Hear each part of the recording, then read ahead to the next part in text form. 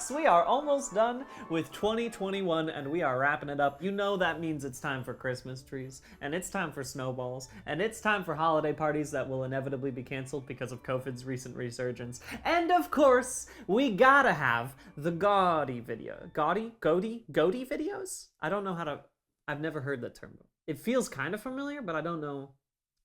Gaudy. I know I've heard gaudy.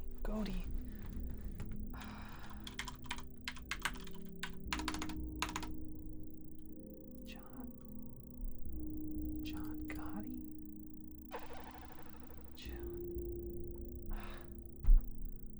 John Secret Society. No, that can't be right. Oh my god. Assassin's Creed? Assassin's Creed is an open world action adventure stealth video game.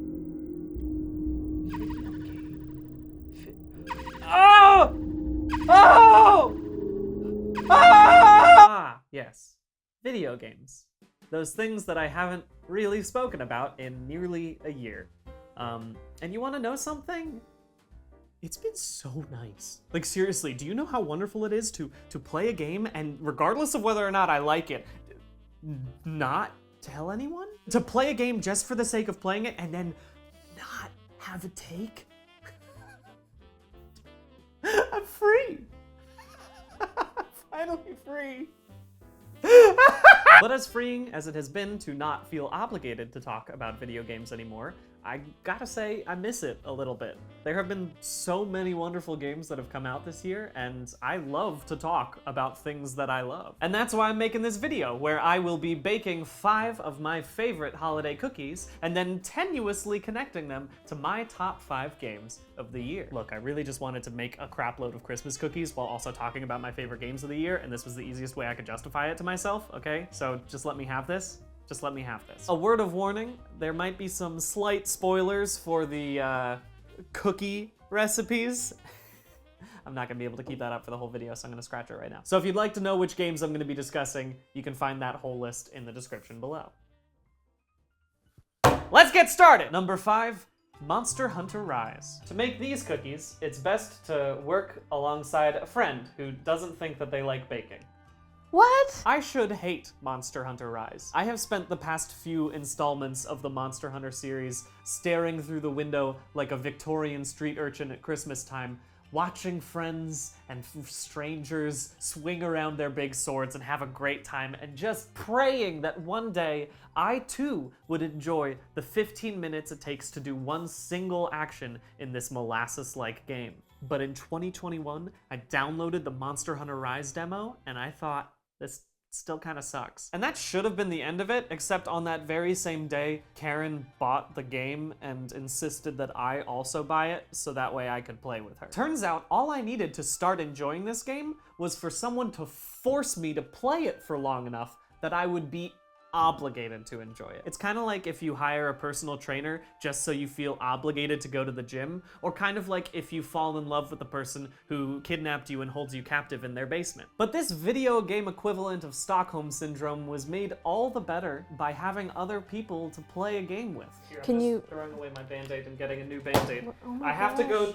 Okay. drink a potion super quick. Okay, bye-bye. I'm not usually big on multiplayer games because I'm not that competitive, but being able to coordinate with my friends while one goes out and smacks the big lizard, not a euphemism. While I'm hanging out in the background drinking a potion that makes my sword hit harder, also not a euphemism. That's the kind of multiplayer I can get into. If we're talking on hourage alone, this is my top game of the year. I played over 150 hours, most of those hours being used trying to get a frickin' Almudron gem. I still haven't gotten one, you slippery bastard. This is hard. Right? Maybe It just want to break apart immediately. And I just put them through the bottom and the top one, but not all the way through.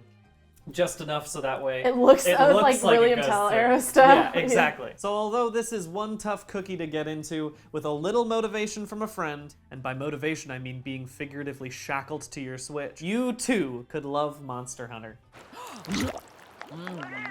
Number 4, Metroid Dread. Let's make some Metroid.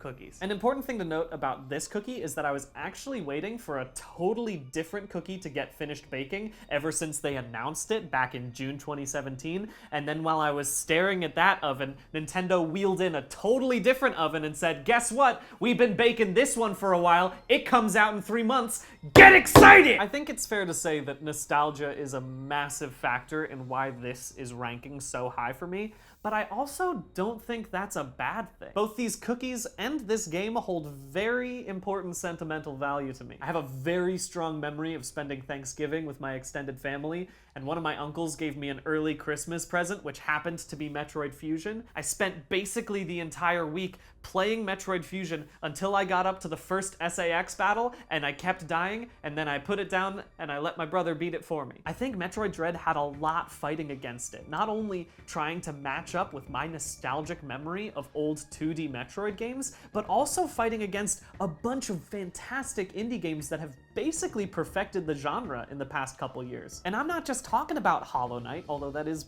the main one I'm thinking about, but I'm also talking about games that came out this year. Axiom Verge 2, frickin' Record of Lodoss War Deedlit and Wonder Labyrinth, which is an actual title of an actual game that actually kicks ass. But it also managed to match my nostalgic associations with Metroid as a series. And the reason I felt so nostalgically attached to it is because I kept getting my ass handed to me. When it comes to new entries in series I used to play as a child, I cannot overstate how important it is for it to kill me all the time. I was really bad at playing video games as a child.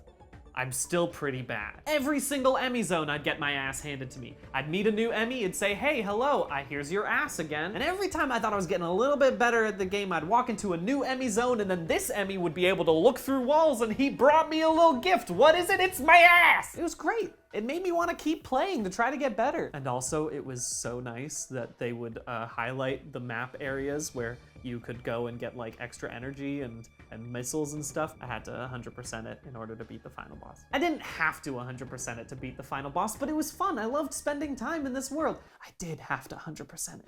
Yeah, that kind of looks like it. If I tell you what it is, you're gonna be like, oh yeah, I can see that. They're cute little morph balls, aren't they? So good on you, Samus. You're still crushing it. And Nintendo, please put out Metroid Prime 4 before I die. And speaking of getting my ass handed to me, let's talk about game number 3, Death's Door. Perfect. We're in business, baby. Literally the first thing I did in Death's Door was kill myself. Can I die before I even do anything in this game? It honestly ended up being good foreshadowing for how I would spend the rest of the game. Dying a whole lot. And I'll sift this right through here. I see no progress happening. Like, I feel like I've been sifting this exact amount for the past 2 hours. It's gonna be worth it.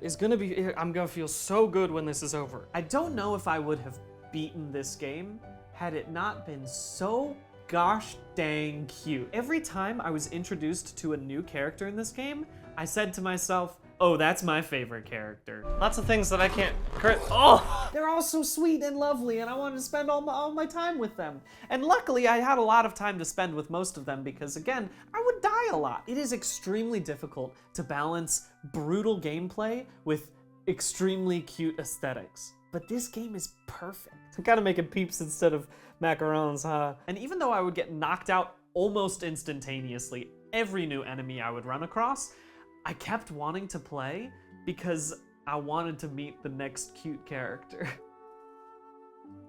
Holy shit. I'm gonna go give Karen a treat. Wow!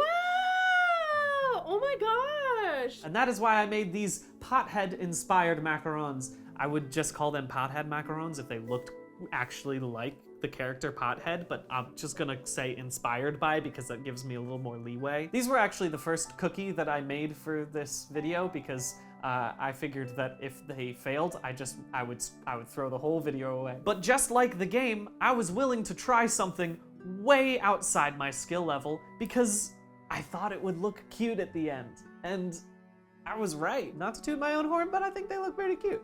I think they look kind of nice. If you're a professional chef, please leave without commenting. Some of the best boss battles of this year, some of the most lovely characters of this year. And without getting into spoilers, the whole story is very affecting. Might be one of the most meaningful stories of this year that I've played. I really loved it. I loved it so much. That's why it's my number 3. Of course I loved it. Number 2, Resident Evil Village. All right, let's make some biscotti. Can I let you in on a little secret? I'm a squishy little baby who's afraid of everything. I don't like watching horror movies. I don't like going to haunted houses. I don't like to play horror games. Karen's recording a podcast. I have to be quiet. I'll do this later. But for some reason, I love Resident Evil games. Sure, I have to play them in hour chunks, separated by long breaks where I watch tons of videos of prehensile-tailed porcupines making cute noises, but I do enjoy those hour chunks. In fact, for a while, Resident Evil 4 was the game that I played front to back the most times. It isn't anymore, because now that game is Resident Evil Village. I played through the entirety of this game 5 times this year. And this is not a thing that I do very often. Like, I don't replay games immediately after beating them for the first time, which should tell you that something is either incredible about Resident Evil Village or something is very wrong with me. Probably both. Just gotta make them into a log. This looks appetizing. But the beauty of Resident Evil Village is that it gets better and changes genre with every new playthrough. First playthrough, very fun, also extremely terrifying. It's a survival horror game. The little ciabatta I made are finally finished. But by my second playthrough, I had unlocked the infinite grenade launcher, and that's when it becomes a campy horror. Don't get me wrong, this game is pretty campy at a baseline. Like, you're telling me mommy vampire cuts your hand off and then he just sticks it back on with what is essentially Neosporin? I know that there's like a reason why it works, but like, this game is silly, and I love it. By my third playthrough, I had unlocked the Infinite Magnum, and the game basically became an arcade shooter. I knew when all the jump scares were, and I could just run through them on hard difficulty, destroying the whole place. By my fourth playthrough, I was an 80s action hero. My bullets never ran out, nothing could touch me, and I could beat it in 2 hours. Nothing could scare me, except for House Beneviento, because they do take away your guns regardless in every single playthrough, and so it's always scary. And I mean, like, I get it, it's great, it's fantastic level design, but I hate it, and seriously, f you.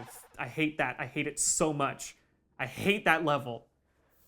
Ah! And yeah, it's nice that some of the villains are pretty attractive. You know which ones I'm talking about. My guy Moreau. All he wants to do is eat cheese and watch old romance movies? Me too, man. Come to my house. I'll let you sit on my couch. You should probably bring a tarp because you seem very slimy. Much like Resident Evil, biscotti on the first bake is still kind of scary. By the second bake, it becomes a little more fun. And once you unlock chocolate dipping and unlimited coffee, it just becomes beautiful. This coffee's kind of cold now, but it's still good. I'm still gonna eat this whole thing. And before I get to my number 1 cookie / game of the year, I just want to list a couple of other runner-ups because there have been so many good games this year, like Psychonauts 2, which honestly was extremely close to being in the top 5. Honestly, it's like up there with Metroid Dread because it's also a game that I have nostalgic connections to. It also delivers. Maybe I should have made it. I've already baked the cookies, but number 5.1 is Psychonauts 2. Eastward, another great game that has fantastic characters. I know it's not a full game, but the Echoes of the Eye DLC for Outer Wilds, it stands alone as an incredible game. Deathloop it had some twists in it that I didn't think were very earned, but it was such a fun game to play. 30XX was great, Skull the Hero Slayer, Loop Hero Wildermyth was really good, Kraken Academy, and Maneater's DLC, Truth Quest. I've voice acted in both of those, and I shouldn't put them on my list, but I will, and you should hire me if you want me to voice in your video game. I shouldn't sound desperate. I'm not that available. I'll see if I can fit you in. I'm very available. The Google Doodle for the Olympics? That was a pretty good game. I don't know what to I had fun playing the Google Doodle when I should have been doing work. All right, that's enough of that. My number 1 game of the year is Inscryption. Let's be honest. If you have played Inscryption and watched any of my videos, you knew it was gonna be Inscryption. It's not a surprise. It's kind of a boring for like number 1, but like, I'm not trying to have a take. I'm just trying to tell you what a good game is, all right? And it's a good game. It's a good game. And if you haven't played Inscryption, I would love to talk about it, but I also don't want to tell you anything. It really is a game you should just go into with no prior knowledge. So here's what I will do. I will just show you the cookie and not give you a recipe or anything. So enjoy your cookie.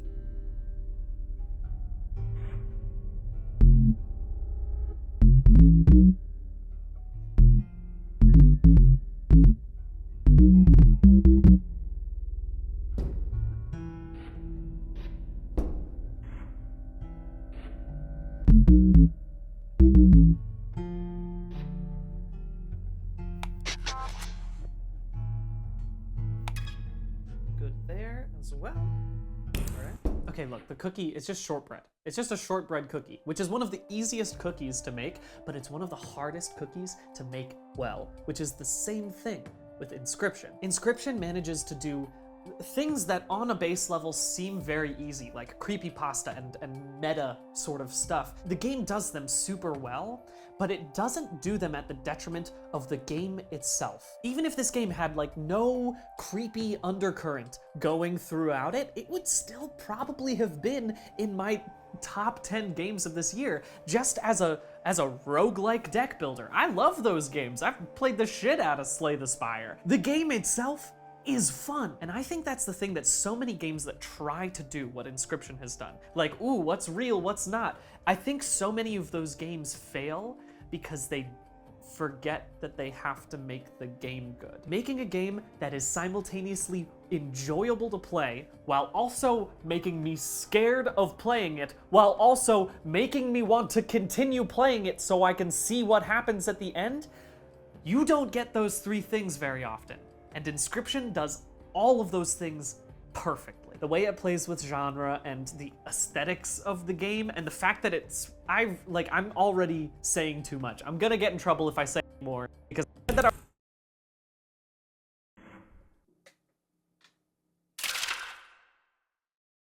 And those are my 5 top video games / cookies of the year.